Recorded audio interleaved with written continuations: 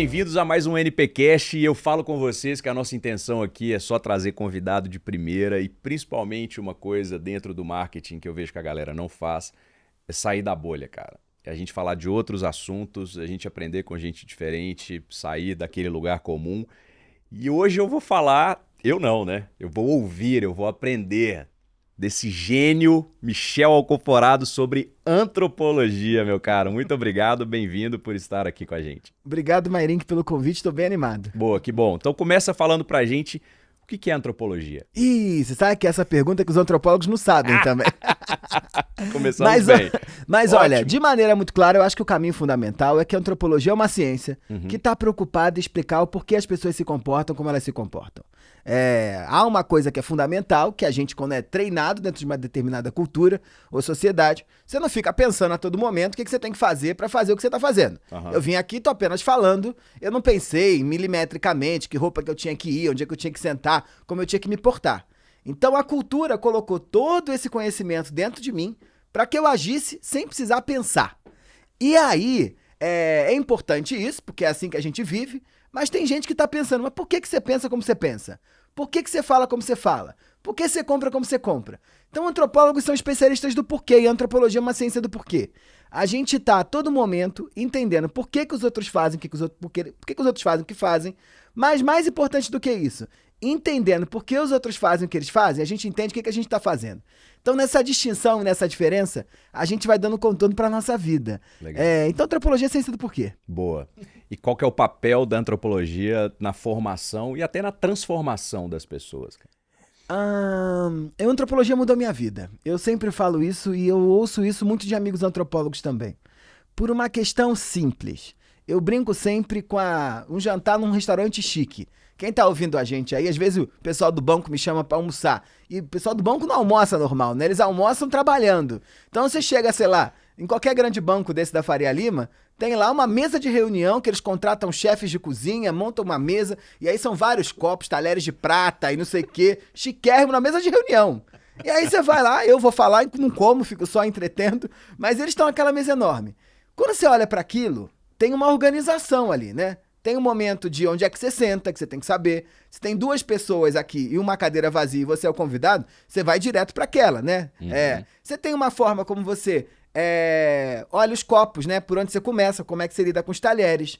E aí, por que isso é transformador? Porque quando você sabe a regra que está em jogo, você pode agir, inclusive, para transformar a regra.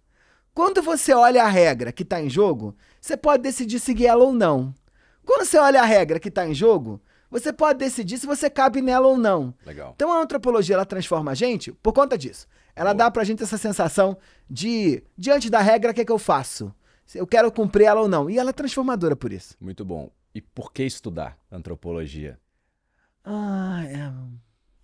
Há uma coisa decisiva que os antropólogos têm desde sempre, é que eles entenderam que toda e qualquer sociedade humana vive com os mesmos dilemas. A gente tem dilema de casamento, da sexualidade, do trabalho. Não importa se você é um Yanomami ou se você é um Faria Limer da vida. Qual é o ponto? Toda vez que a gente faz uma pesquisa antropológica, a gente expande a noção de casamento. A gente expande a noção de trabalho. A gente expande a noção de uma vida possível. Então a antropologia tem um papel importante de abrir a nossa cabeça, de dizer, olha, o jeito que eu vivo não é o único possível. Tem outras formas possíveis de viver. E elas também são válidas para quem escolhe viver daquele modo. Então, acho que ela expande a nossa mente. Legal. Eu estava vendo sobre alguns conceitos sobre antropologia cultural, antropologia social. Existe diferença entre isso? É só uma questão de disciplina? Explica um pouco para a gente também. Tem duas grandes tradições, né? Na formação da antropologia e na fundação da antropologia. Uma é uma tradição inglesa, francesa, e outra é uma tradição americana, né? Os grandes principais centros de pensamento da disciplina, no começo dela, eram nesses polos. Na Inglaterra, eles vão estar muito mais preocupados com esse vocabulário do social. E ali de lá, sai essa ideia de que a antropologia que eles faziam era uma antropologia social. E nos Estados Unidos, um antropólogo decisivo que existiu lá, que foi o Franz Boas, vai dar uma importância enorme para o conceito de cultura. Então a cultura ganha uma importância central na maneira como os antropólogos faziam pesquisa. Então era por isso que a diferença está posta. Mas de maneira prática, no dia a dia, é mais ou menos a mesma coisa. Em contraposição à antropologia biológica, né?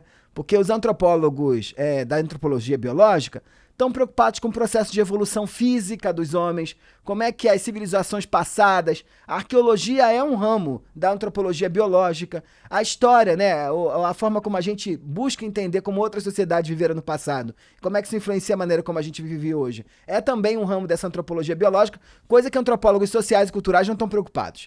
Eles estão preocupados hoje, com o que eu estou vendo aqui você vivendo, como é que a cultura ou a sociedade está influenciando a maneira como você pensa? E não seria legal que todo antropólogo, então, estudasse um pouco mais sobre a questão da... Não é questão de estudar, mas falar um pouco mais sobre a biológica, então, ou... É importante, mas qual é a diferença? Um antropólogo está preocupado com aquela sociedade que ele vê no hoje. Uhum. Então, há uma coisa que é fundamental no nosso trabalho, que é o trabalho de campo. Isso foi revolucionário. Não tem como fazer antropologia sem conviver com as pessoas que se viveram, nessa antropologia social e cultural. Na antropologia biológica, eles têm um trabalho de campo que é um trabalho de tentar recuperar coisas do passado. Na nossa formação, a gente passa pela antropologia biológica. Só que é igual se você faz economia, tem um cara que vai para macroeconomia e tem um cara que vai para microeconomia. Okay. Uhum. O cara da macro estudou micro, sabe? O cara da micro estudou macro, sabe? Entendi. Mas são dois vocabulários e duas linguagens distintas. Eu te perguntei porque eu fico pensando o quanto que o passado, e entender e estudar justamente o passado, ele não vai influenciar, igual você falou do porquê, né? Às vezes eu não tenho as minhas respostas, eu vivo nessa bolha. Por que eu vivo nessa bolha? Primeiro, legal você falar que a gente já tem que começar a questionar isso, né? Antropologia são os porquês. Mas não é legal também eu ir visitar não só o meu passado, mas também a história do meu país, culturas e influências? Tem um conceito que eu gosto que é o conceito de cultura.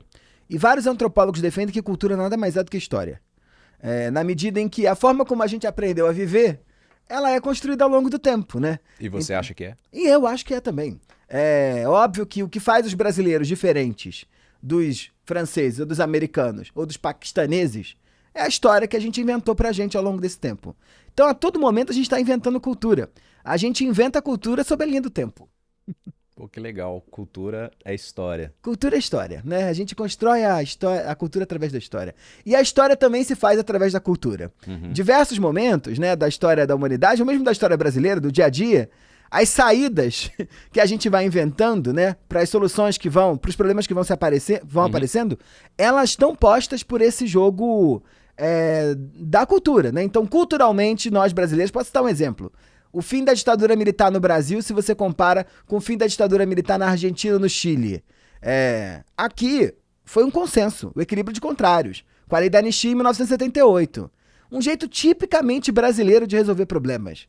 Foi assim que a gente proclamou a república, foi assim que a gente fez as grandes transformações da sociedade brasileira, equilibrando contrários.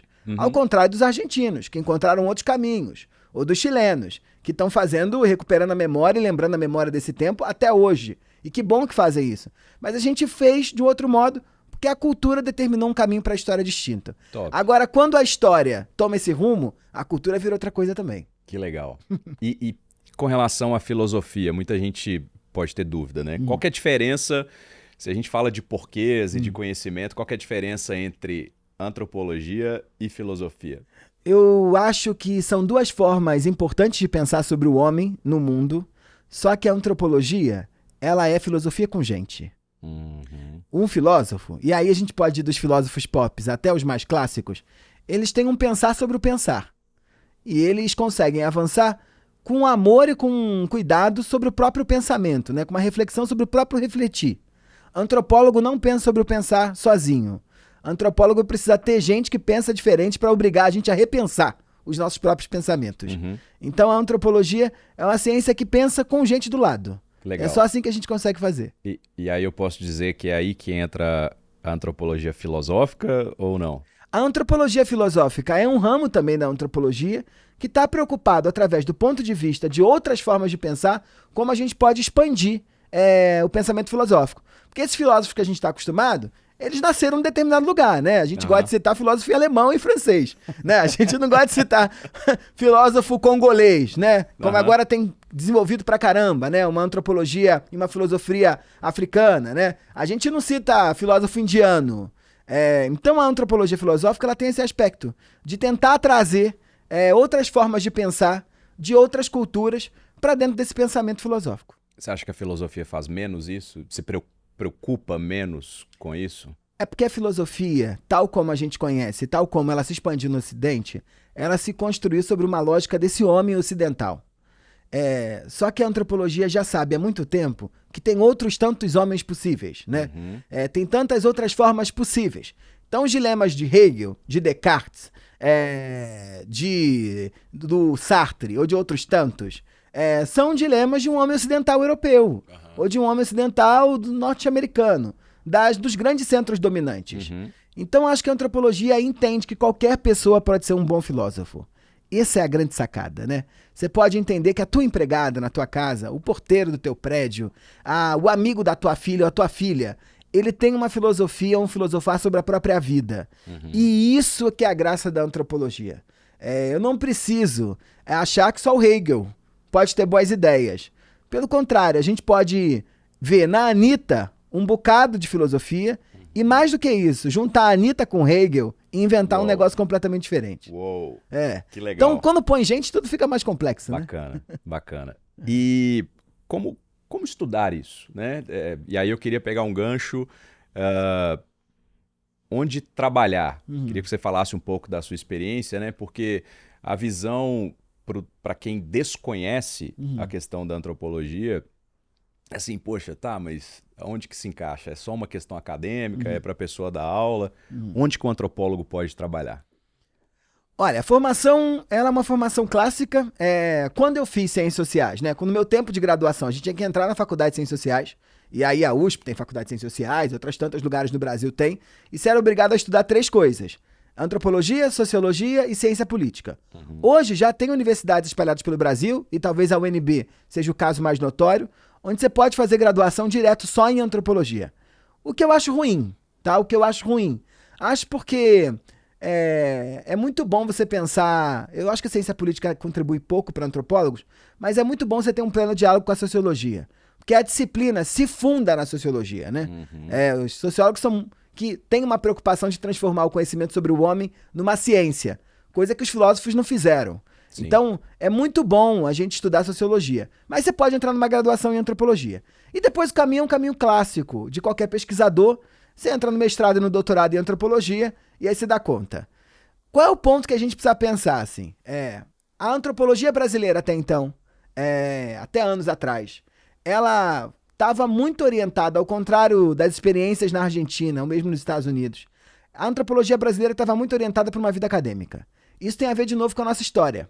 Porque como as universidades se formam aqui, dentro de um movimento de transformação e de invenção desse país, nos anos 30 do século passado, os antropólogos e sociólogos acreditavam que o papel deles era colocar na agenda brasileira gente que não estava sendo vista, os marginalizados, mas ajudar esse país a se construir. Então os sociólogos inventaram esse país, os antropólogos inventaram esse país. A gente só acha que a gente é brasileiro porque o Gilberto Freire escreveu Casagrande Senzala. Raízes do Brasil, do Sérgio Buarque de Holanda, inventou o Brasil. Tava tudo certo. Só que qual é a questão? Com os antropólogos indo sempre para a vida acadêmica, sobrou um bocado de oportunidade aqui do lado de fora, que era no mercado, né? Nas grandes empresas. Coisas que já aconteciam nos Estados Unidos, já acontecia na Argentina e já acontecia em outros lugares do mundo. Antropólogos trabalhando fora da academia. E eu fiz isso. Eu fiz aquilo que antropólogos fazem para virar antropólogo, graduação, mestrado, doutorado, pós-doutorado, aquelas coisas todas. Só que num determinado momento, eu primeiro comecei a achar que a antropologia era boa demais para ficar preso à academia. Mas, gente, mais gente tem que saber desse negócio. E um segundo ponto importante também, que eu acho que foi decisivo, foi que eu entendi que tinha gente interessada em antropologia e nem sabia o que antropologia era. Eu ouvia amigos publicitários e eu falava, gente, mas isso é uma pergunta para um antropólogo. né? Eles me falavam coisas de marca, eu dizia, gente, mas isso aí antropólogo tem que saber, né? Vocês não. Os designers, né? Que estavam inventando produto e olhando como é que faziam pesquisa de garrafa d'água, de bolsa, sei lá do que. Eu dizia, cara, isso aí é coisa para antropólogo. E aí eu falei, cadê os antropólogos? Então a gente funda um blog em 2012, depois que eu volto do Canadá, e já tinha tido experiências de consultoria lá com empresa. Eu volto pro Brasil e eu entendo que eu precisava trabalhar com consumo porque eu não queria ir pra academia. E aí, um amigo meu, publicitário, diz, olha, quem entende de consumidor no Brasil é planner de agência. Eu falei, vou ter que virar isso então. E aí eu vou fazer uma... Não sabia nada, tá? Pra mim, 4P de Kotler era preto, pobre, puta, essas coisas. Eu nunca tinha ouvido falar em 4P de Kotler na minha vida. E aí eu falei, vou ter que virar planner de agência. Você tem uma ideia? Eu nunca tinha aberto Eu nunca tinha abrido um loucura, PowerPoint na minha vida. Eu não sabia como é que era um PowerPoint. Que loucura. Eu só abri o Word. Eu nunca tinha abrido um PowerPoint. Nunca tinha feito uma apresentação. Não sabia o que era. Qual agência que você foi? Primeiro não, calma que foi difícil. Ai, não foi fácil. Eu primeiro fui fazer o curso da Miami School, né? Aquele lá de planejamento que disseram que eu tinha que virar planner. Falei, eu vou virar planner. E era um momento, você lembra disso super bem, era um momento que o planejamento era chiquérrimo. Achavam que eles eram os super mais inteligentes glamour, do mundo, tinha muito glamour, tinha os criativos. Depois eu fui dar aula na SPM e os meus alunos, eu perguntava, aqui, como é que vocês querem fazer? Quem vai ser mídia? Mídia levantava alguém assim escondidinho no canto. Quem vai ser atendimento? Aí a moça com uma bolsa bonita e o moço bem vestidinho dizia, a gente é atendimento. Quem vai ser criativo? Aí uns 4 assim levantavam a mão. Quem vai ser planejamento? Aí, eu sobrei lá no atendimento. E aí, não deu pra ser planner. E aí eu fui fazer e eu entendi, cara, não entendo nada dessa merda. E aí entendi um negócio que é antropológico, que eu falei, eu preciso falar a linguagem do outro pro outro me entender. Que é assim que a gente faz na antropologia. Que legal. E aí eu me matriculei no MBA em Marketing, no IBMEC, no Rio, e em Comunicação, na SPM. Porque eu precisava dominar a linguagem. Eu tinha que saber o que era Kotler. Eu nunca tinha ouvido falar de Kotler. Eu tinha que saber o que era a pirâmide de Maslow. Eu nunca sabia o que era aquilo, não sabia o que era nada disso. E você tinha quantos anos? Eu tinha 23 anos. Nossa. E eu já tinha mestrado. Legal. Caramba. Não, 25, porque eu termino o mestrado com 21, e aí eu vou pro Canadá, fico lá e volto com 23, 24 pro Brasil e entro. Foi isso. 2010, por aí. E aí, porque o Brasil ia dar certo, né? E aí, eu comecei a mandar currículo. E as agências me chamavam pra entrevista. Só que elas me chamavam e elas falavam assim, o que você, fazendo doutorado, planner, 2 MBAs, o que você quer fazer aqui? E eles diziam pra mim, a gente queria ver um antropólogo. E eu ia pras entrevistas, fui em todas as agências, de branding e de publicidade. E ninguém me contratava. Mentira. E eu tinha um dilema, que é um dilema que às vezes os ouvintes podem tá vivendo isso, que era um buraco de carreira, assim, que é difícil sair. Que eu era muito qualificado pra ser estagiário, e eu queria ser estagiário, porque eu queria aprender. Mas, ao mesmo tempo, pouquíssimo qualificado para ser qualquer coisa diferente de estagiário. E aí ninguém me contratava. Até que eu entrei uma gestora, num dia que, sabe aquele momento que você tem... Bebel de Célio, o nome dela. Ela... Naquele dia que você tem que contratar alguém, porque alguém vai tirar férias. Eu fui numa entrevista, ela me contratou. Eu acho que ela me contratou porque ela não estava entendendo o que ela estava fazendo. Um freela aqui. Isso. E o primeiro job que eu tinha era L'Oréal. Uau! E eu cheguei na agência, o gestor da área tirou férias, não tinha ninguém pra me ensinar nada, eu só tinha as aulinhas da Miami School. E eu cheguei lá e eles disseram, olha, entrou um job de L'Oréal. Uou! Aí eu falei, você tem que fazer o planejamento. Aí eu voltei pro meu caderninho, que eu sempre fiz CDF. Só que o planejamento na agência era outra história. No dia a dia era outra coisa, a relação com o criativo era outra coisa. E aí eu acho que eu fiz a primeira coisa, que foi um ponto que é muito importante na minha carreira. Quando eu não entendo alguma coisa, eu paro e escuto. Então eu fiquei escutando. Fingindo que eu tava sabendo, óbvio, né? Que é outro ponto que na carreira também é importante. Fingir que sabe. É quando você tá numa reunião que todo mundo sabe e você não sabe. E balança a cabeça. E aí eu aprendi demais. Que legal. Só que depois eu entendi que não ia dar pra fazer a antropologia que eu acreditava como planner. E aí a gente funda com sócios, a gente funda um blog, que era o Consumoteca, onde a gente traz antropólogos para falar sobre antropologia. Isso vira uma empresa depois, né? Uhum.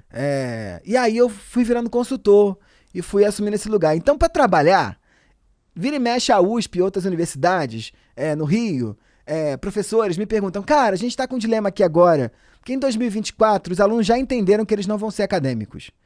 Coisa que na minha época não existia, todo mundo achava que ia ser. Uhum. E eles, o que a gente faz para modernizar o curso? Eu digo nada. Nada. Porque a Faculdade de Ciências Sociais, ela tem que te ensinar uma bagagem teórica, que quando esse indivíduo chegar no mercado de trabalho, lá, sentar na mesa dele com baia, com o nome dele pendurado e com crachá, ele tem que saber de conceitos que ninguém mais sabe. Se você começar a enfiar marketing, vamos te ensinar a fazer PPT, ele vai virar um outro qualquer. Sim. PPT, ele aprende depois, sozinho, vendo no YouTube. Uhum. 4P de Kotler, ele aprende depois fazendo um curso com alguém que ele acredita, vendo um podcast. Uhum. Faculdade de Ciências Sociais, ela tem que introjetar, encarnar nesse aluno os conceitos que são fundamentais da disciplina. Porque eu cheguei aqui agora, como consultor, livro, CBN, sei lá o quê, e digo pra você, eu sou antropólogo.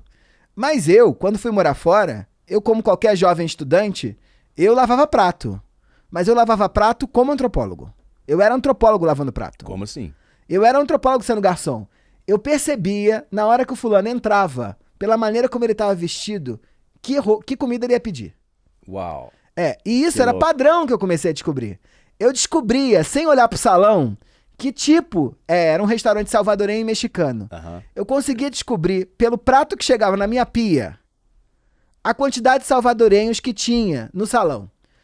Eu conseguia descobrir o quanto de canadense tinha pelo prato que chegava na minha pia, porque eles não comiam coisas muito apimentadas, como os salvadorenhos comiam. Uhum. Eles não comiam comidas com queijo derretido, que era um inferno pra mim na pia, porque eu tinha que tirar aquele negócio todo, raspar aquilo tudo. Eu descobria, pelo movimento da música, sem ver o salão, quem estava sentado lá. Que louco. E eu era antropólogo. Agora, quem me deixou antropólogo lavando louça num restaurante salvadorenho, no Canadá? Os conceitos da faculdade de antropologia. Então é isso que a antropologia tem que dar. Depois o que o fulano aprende, 4P de Kotler, Golden Circle, sei lá, Customer Journey, essas coisinhas que aparecem todo dia aí, isso aí ele aprende vendo no YouTube ou entra numa outra formação. Legal. Faculdade de Ciências Sociais tem que obrigar o fulano a ler. Boa. Ler pra sair pensando igual antropólogo. Muito bom. E quais são esses conceitos? Eu acho que um conceito importante é o conceito de cultura. Uhum. E cultura, pra mim, nada mais é do que a lente que você usa pra enxergar o mundo. E isso é um ponto decisivo. Quando eu sento com qualquer pessoa, quando eu tô fazendo uma pesquisa, às vezes elas estão me falando coisas que me parecem estapafúrdias. Não é possível que você vai votar em que você vai votar. Não é possível que você casou desse jeito que você casou. Não é possível que você vive essa vida que você leva. Mas me interessa por que você vive essa vida que você leva. Uhum. Isso é a cultura que me ajuda a ter. Entendi. Né? Então eu tô sempre preocupado com esse conceito sempre. Entendi. O que me transforma, o que me torna a experiência cotidiana quase num grande laboratório. Eu não vou numa reunião com um conselho de banco, igual eu frequento, achando que eu vou lá apresentar um trabalho. Eu vou lá pensando, meu Deus, vamos ver como é que essa gente... O House of Cards dessa reunião, né? Vamos ver o que acontece quando o presidente fala. Vamos ver que disputas tem entre os VPs aqui nessa reunião. É assim que eu vou. E eu tô preocupado com o quê? Com o conceito de cultura. Que louco. Acho que tem um outro conceito importante também, que é o conceito de estranhamento, né? Toda e qualquer atividade cotidiana que para todo mundo parece normal, para mim não. Para mim, toda e qualquer reunião é uma oportunidade de transformar aquelas pessoas na minha aldeia. Isso tá na vida, né? É assim que eu transformo uma conversa com a moça que ajuda a gente a subir no elevador numa grande aula. Uhum. E as pessoas dizem, Michel, mas eu não tenho tempo para fazer grandes pesquisas. Uhum. Ou eu não tenho dinheiro para fazer grandes pesquisas. Não precisa. Você precisa ter olho e ouvido. Bom, de antropólogo. Top. E isso a Faculdade de Ciências Sociais me deu. Top, fantástico. E qual que é o futuro desse antropólogo? Eu acho que os antropólogos são cada vez mais importantes, porque o mundo tá difícil demais. Eu fico falando lá, cara, o último a sair é apagar a luz. Tá, É isso. tá esquisito, né? E tá esquisito porque a gente não tá entendendo nada. Uhum. E não tem ninguém, nenhum outro profissional melhor para ajudar a gente a entender coisa que ninguém tá entendendo nada do que um antropólogo. Você imagina, os antropólogos que fazem pesquisa com populações indígenas. Eles chegam lá, num lugar que eles nunca viram ninguém, não conhecem ninguém, não falam a língua e são obrigados a enfrentar uma pesquisa onde, num pouco tempo, eles têm que dar conta de se inserir naquele contexto que é hostil para eles, dado que eles não fazem parte, e entender o que aquelas pessoas estão fazendo, o que elas estão falando. A gente é treinado para viver no desconforto. Nossa. A gente é treinado para viver em lugares que a gente não está entendendo, ou coisas que a gente não está entendendo. A gente é treinado para viver guiado por essa ideia de que o estranhamento é um convite, a curiosidade é um convite ao entendimento. E esse mundo é só isso, a gente está fora da nossa aldeia todo dia. Você está fora da sua aldeia dentro da sua própria casa, né? Porque seu filho é de outra geração e tá te questionando a todo momento formas de trabalho, de relacionamento, de sexualidade, de gênero, de posição política, de tudo. E para isso a antropologia é muito importante. Então os antropólogos, eu acho que eles precisam botar a cara para fora para poder dizer, olha, gente, a gente entende disso tudo que vocês estão sofrendo aí, é o nosso trabalho, a gente vive disso. Nossa. É assim que a gente paga os boletos. Top, top. E você, deixa eu mostrar aqui, você lançou De Tédio Ninguém Morre. Cara, de onde veio aqui essa ideia desse título e explica pra galera, obviamente que a gente vai colocar o link aqui pra vocês comprarem, turma. Já tem o meu aqui, sinto muito, o meu vai ser autografado. Fala um pouco do contexto aí do livro pra gente. Eu, em 2018, fui convidado pela Rádio CBN para tentar falar de antropologia lá, mas não era levar a aulinha da antropologia da faculdade para lá. Era pensar eventos cotidianos através das lentes da antropologia. E no mesmo momento eu entrei no UOL. Então eu tinha uma coluna onde eu tinha que, no suspiro do momento, tentar entregar para os nossos leitores um olhar antropológico. E eu fiquei no UOL nos últimos 6 anos. E aí o que foi mais interessante é que, olhando para trás, eu descobri que, apesar de eu ter tratado de eventos que eram momentâneos, eles me davam pistas para a gente entender o espírito do tempo. E não tem empresa, não tem marca, não tem gestão que sobreviva sem o entendimento do espírito do tempo. Então eu falei, cara, aqui tem, né? Aqui tem alguma coisa. Agora, entre os temas tão díspares e tão diferentes que eu tenho aí, em termos de reflexão, o que os une? Os une uma vida onde você todo dia é surpreendido por algo que você não está entendendo. E por algo que te tira o sono, né? Eu brinco sempre, comparando com a geração do meu pai. Meu pai trabalhou 40 anos na mesma empresa e ele tinha um rádio-relógio do lado da cama. E o rádio-relógio, a única dúvida dele era botar o horário de acordar e decidir se ia ser barulhinho de alarme ou entrar na rádio na hora. Meu pai acordava todos os dias, de segunda a sexta, no mesmo horário. Aí quando eu comparo comigo, né, que tenho, igual vocês, o alarme no celular, a gente tem 25 alarmes, varia de semana para semana, você põe 5, 6, 7, 8, 9, 10 alarmes, e quando você acorda para poder desligar o alarme, você faz isso, mas você já faz vendo o grupo de WhatsApp do trabalho, que tem sempre um doido lá que manda mensagem. Sempre. Você faz isso vendo o que o Instagram tá dizendo, que o UOL falou, que o Globo.com disse. Então você já acorda sem tédio. Você já acorda sem tédio. Todo dia é uma surpresa, né? A gente agora tem a sorte de os voos terem internet, mas eu peguei aqui o Brasil de 2018 ou de 2014, sei lá, 2018, onde eu ia do Rio a São Paulo e em 45 minutos mudava tudo. E eu disse, caraca, né? Vamos ter que nos acostumar a viver uma vida sem tédio, o que é muito perturbador. Porque eu e você, os nossos filhos não, mas eu e você vivemos com muito tédio durante muito tempo. As crianças eram jogadas, não eram? Na frente da televisão, os adultos diziam, aqui não é lugar de criança, saia daqui, vai brincar com as crianças. A gente era jogado lá e a mãe só ia preocupar se tivesse muito silêncio, as crianças muito quietinhas, ou um grande barulho, algum estardalhaço. E aí as crianças se viravam para lá, entediadas nelas mesmas. Ninguém estava preocupado igual hoje. Meu filho, a sua agenda das férias. Meu filho, hoje a gente vai ver um museu. Meu filho, toma o celular. Meu filho, liga a televisão. Meu filho. Nem as crianças têm tédio mais. Então o tédio acabou. Você vai morrer de joanete, você vai morrer de dor no joelho, você vai morrer de qualquer coisa. De tédio ninguém morre. Mas não ficou pior não, cara? Diferente sim, mas... MC Marcinho é um filósofo do funk carioca. Ele tem uma música que ele diz, não é melhor nem pior, apenas diferente. Eu acho que seria injusto com os nossos pais e com os nossos avós acreditar que a vida que a gente leva é pior do que a deles. É diferente. É diferente. É diferente e é terrível porque é a gente que tá vivendo. Quando chegar, é engraçado, porque você certamente, todo mundo que tá vendo a gente, teve a oportunidade de proporcionar para os seus filhos mais conforto e acessos do que teve na infância. Porque o mundo mudou e porque vocês batalham pra caramba pra conquistar isso. E aí tu olha pro teu filho, desesperado, com 17 anos, no quarto dele, você leva ele pra viajar, né, 2 vezes por ano pra fora, ele tem casa de praia, ele vai de executiva, a criança vai de executiva. Meu sonho. Aí você fala assim, meu, que problema você tem? E o garoto tá lá, né, trepidando, dizendo, minha vida é um inferno, eu tenho muito problema. É óbvio que ele tem, né, porque é ele que tá vivendo a vida dele. Então a vida da gente, quando a gente vive, é sempre pior. Porque cobra da gente alguma implicação naquilo que a gente tá vivendo. Como a gente tá implicado nisso, a gente acha que o mundo é pior do que hoje.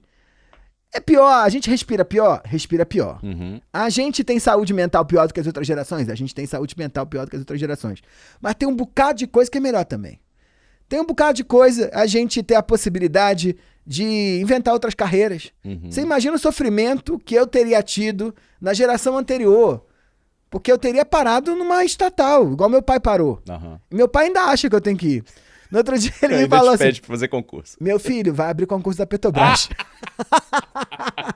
Aí eu falei, pai, Petrobras não tem vaga pra antropólogo, não dá pra mim, pai.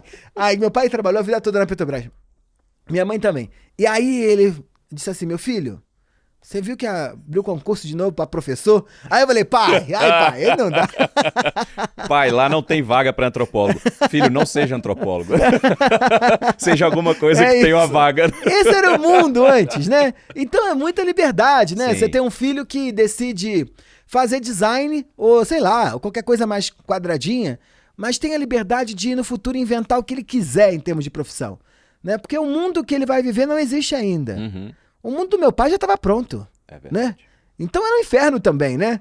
Você tinha que casar sem vontade de casar, você tinha que ter filho sem vontade de ter filho, você tinha que trabalhar num emprego formal, estável, sem vontade às vezes. Então é duro pra quem tá vivendo o mundo que vive. Faz sentido. Aguentar marido traindo e não ter dinheiro pra bancar e pra ir embora. Olha aí, olha a loucura, né? Faz sentido. Muito bom, gostei dessa... Mudei aqui a minha percepção. É pra isso que serve a antropologia. Boa, ótimo. Já conseguiu aqui, já teve o primeiro sucesso. Meu caro, e podcast? Vou ter que fazer um jabá aqui. Qual que é o melhor podcast de antropologia? O melhor livro de antropologia é esse. O melhor livro é esse aqui, galera. Mas é verdade mesmo, não é só jabá. É onde que... E aí eu queria que você falasse também dos resultados, né? Porque eles falam por si. É onde que a galera consegue aprender mais sobre antropologia. É tudo culpa da cultura. É o nome do podcast. Eu inventei esse podcast há um ano atrás, diante de um incômodo que eu tava sentindo, que era com os psicanalistas, né? Havia uma expansão enorme, e eu amo os psicanalistas, vou na minha análise, mas havia uma onipresença dos psicanalistas querendo explicar o que era viver em 2024. E aí, igual eu fiz com os designers há 15 anos atrás, eu falei, gente, isso aí é coisa de antropólogo.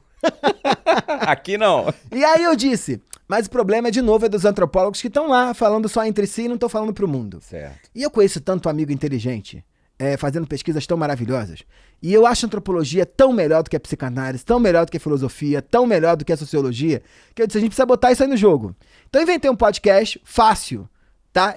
Só a tagline dele é um podcast de um antropólogo com outros antropólogos para não antropólogos. Então a gente fala para não antropólogos de um jeito fácil, como é que a disciplina te dá conta, né? Te ajuda a entender o mundo. Então a primeira temporada, que fez muito sucesso, a gente ficou no top, né? Dos rankings do Spotify.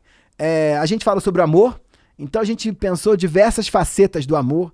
Então todo mundo que tá amando e tá achando, olha, é ótimo o jeito que eu amo, descobre que tem outras pessoas que estão amando de outras formas. Entendi. Então um episódio que eu amo é sobre Sugar Daddies, né? Que são pessoas que misturam dinheiro com afeto, de um jeito muito claro. E aí nós, que estamos apaixonados pelo amor romântico, falamos, casou pelo dinheiro. Lá no episódio você descobre que todo casamento também é por dinheiro. Não é à toa que na separação sai soco quase, né? Não sai soco, óbvio que vocês estão entendendo. Sim. Tem sempre um litígio. Se tem dinheiro, a minha mulher é advogada de de separação, família. Sim. E ela brinca, ela fala um negócio que eu adoro. Ela falou assim, se tiver menos de 7 milhões, não entre no litígio. Que vai sair mais pobre. Conversa. Porque dinheiro tá misturado, isso a gente aprende lá. E a segunda temporada a gente tá falando sobre sexo, que também é um território engraçadíssimo. Então o podcast fez muito sucesso, a gente já teve mais de 800 mil plays nesses 15, 16 episódios que tem lá.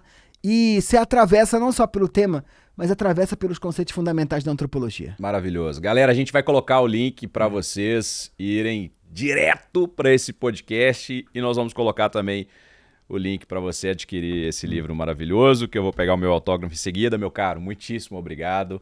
Espero aí que você tenha se questionado um pouco sobre aí a sua realidade, sobre a sua bolha, o que você vive, que é um dos objetivos da gente ter esse querido Michel Alcoforado com a gente. Muito obrigado, meu caro. Obrigado, Mairink, pelo convite. Adorei. Valeu, galera. Milhões. Pessoal, nosso grande objetivo é trazer conteúdo de qualidade para vocês, sem tecniquias e de uma forma que você consiga compreender. Então, a única coisa que a gente te pede é para curtir esse vídeo, comentar, para nos falar como que esse vídeo te ajudou, porque, consequentemente, você vai nos ajudar a alcançar outras pessoas também.